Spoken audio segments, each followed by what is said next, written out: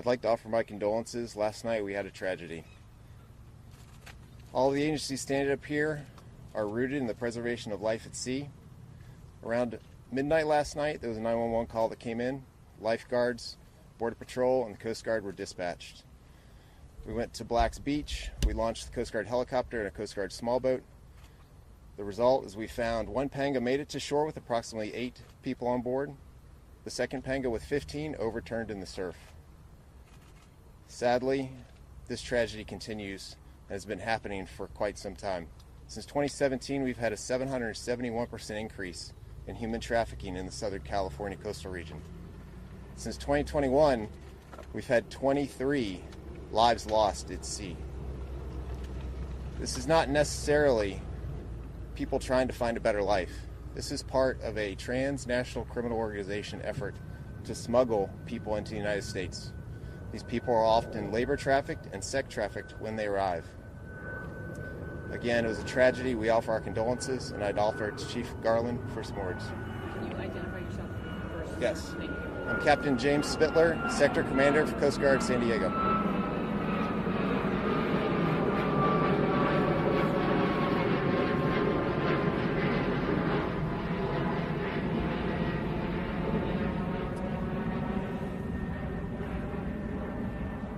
James Gartland, Lifeguard Chief for the City of San Diego and San Diego Fire Rescue Department. So around 11:30, 12 o'clock last night, we had a 911 call from a Spanish speaker that contacted the dispatch center of the SDPD. That person reported that there were approximately 15 people and 8 people on 2 vessels that had overturned at Torrey Pines City Beach in San Diego, down at Black's Beach. When lifeguards arrived on scene, we arrived in rescue mode. We did the best we could to recover people from the water, try and find survivors.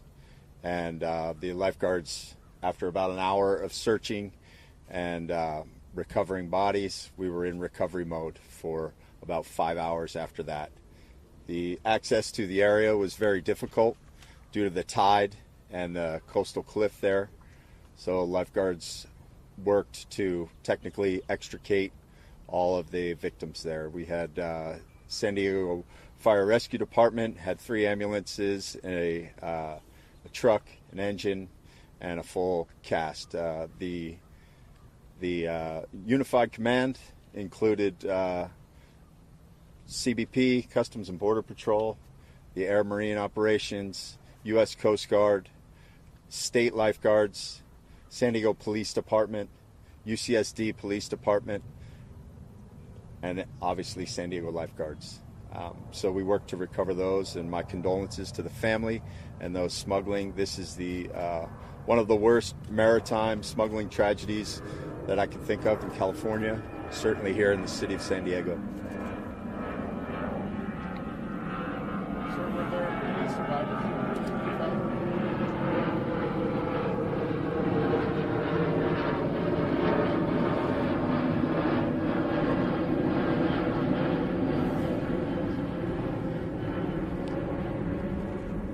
So local rescuers, state rescuers, law enforcement, and our federal partners, nobody encountered any survivors during this time. But the timing was of all the assets getting down there. People may have left the beach. We're not sure. So how was there one boat that made it to the shore, but there was no survivors? Do you have any understanding of, was it not turned over? When we arrived on scene, both vessels were capsized and inside the shoreline. That area is a very hazardous area, even in the daytime. It has a series of sandbars and inshore rip currents. So you could think that you could land in some sand or get to waist-high, knee-high water and think that you're safe and be able to exit the water, but there's long inshore holes. So if you step into those holes, those rip currents will pull you along the shore and then back out to sea. How was the surf conditions? The surf conditions weren't large. It was probably a 3-foot swell. So the 911 Spanish speaker that called, were they in the boat or in the water? Or we don't know, or are they? We're not clear. They just gave the information that the vessels were capsized and how many people were down there. So just to clarify, both were capsized. Both were capsized when rescuers and federal agents got on scene. How many confirmed dead are there? We've lost 8 souls. Are there children involved? Did you say that already? Adults? They were all adults. Do we know if the two boats crashed into each other, causing the capsizing? We don't know. We don't know what caused the capsize. No. The nationalities? It was the fog, surf conditions, pitch black down there. There's no lighting from the coast down there.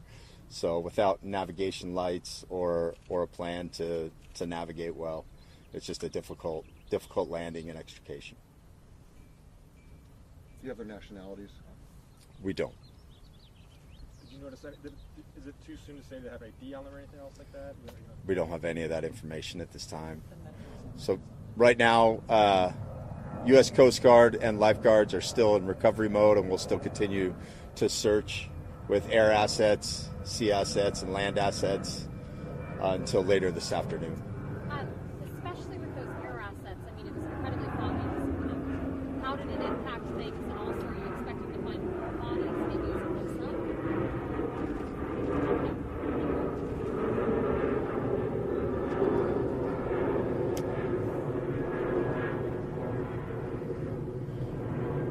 The conditions last night prohibited San Diego Fire Rescue air assets, so all air assets were brought by the federal partners, and they can speak to their assets.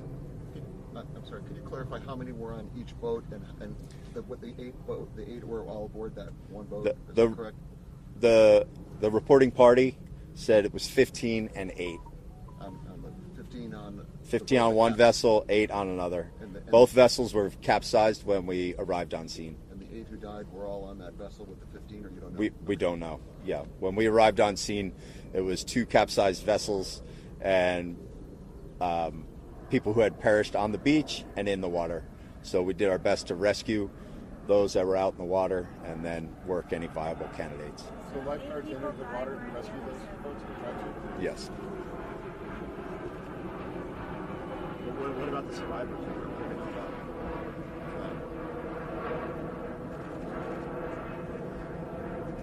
As I said, no local assets, no law enforcement, rescue, or federal assets encountered any survivors at the scene. Not even the woman that called? No. By the time we got there, there was nobody there. All adults, men, women. Yeah, we don't have the demographics. You'll have to contact the county medical examiner's office. Thank you all for coming out. Since we are in the Q&A section, please limit it to one and one follow-up. There's a lot of you, so we'll get through it that way. If a speaker is speaking to the specific agency question, they'll come up, but let's just be respectful of everyone here and get their questions in. So one and one follow-up, please. What's your name and rank? James Gartland, San Diego Lifeguard Chief, JAMES, Gartland, GARTLAND. So just to be real clear, so the woman said there was 15. You don't have that confirmed. You just know 8 people dead, and she said that there were 15. That's what the reporting party reported, yeah, to the 911 dispatcher.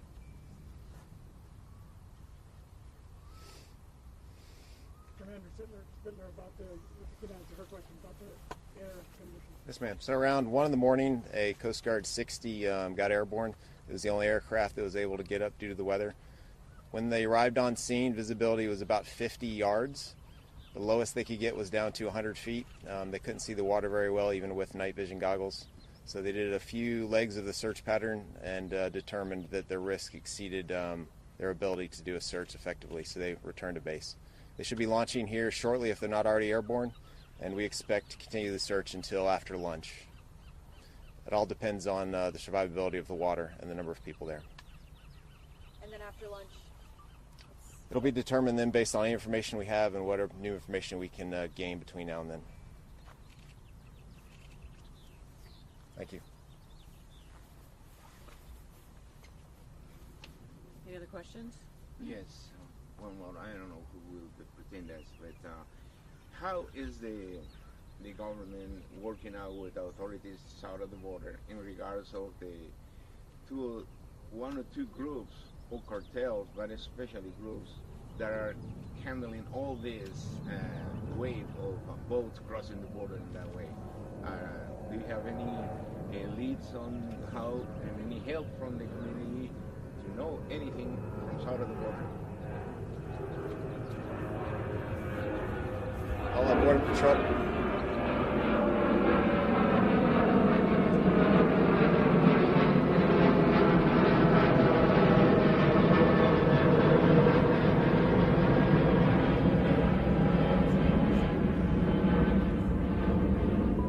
I'll let Border Patrol follow up to the first part of your question.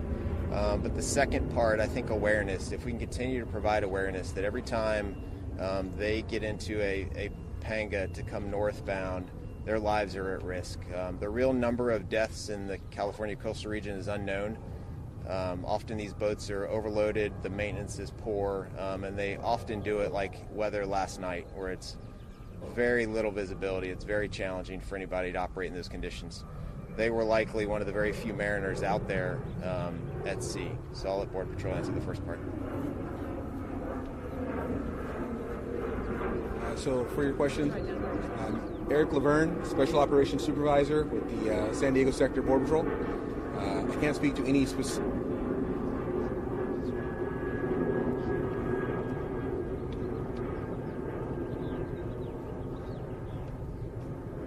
So we continue to work with our partners in Mexico and the government of Mexico. I can't speak specifically to targeting any specific groups that are responsible for maritime smuggling, but our relationship is quite strong with our partner agencies down there in Mexico, be it ANAMI, Sedana, or SEMAR.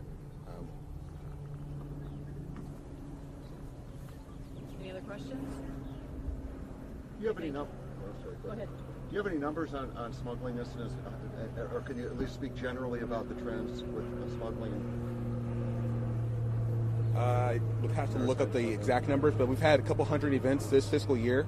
It's in keeping with the last few fiscal years. Usually around, I believe this year we're around 300 maritime events, but that encounters swimmers, surfboards, pongas, pleasure craft, and everything else. And do you know, follow-up, is this the deadliest maritime incident that in Border Patrol history that you know of, or that I am not aware. One of the Yeah, I'm sure it is one of them. I don't know if this is the deadliest, but it should be one of the most deadly maritime events in San Diego's history. All set? Thank you. Thank you, folks. Thank you, guys. Thank you.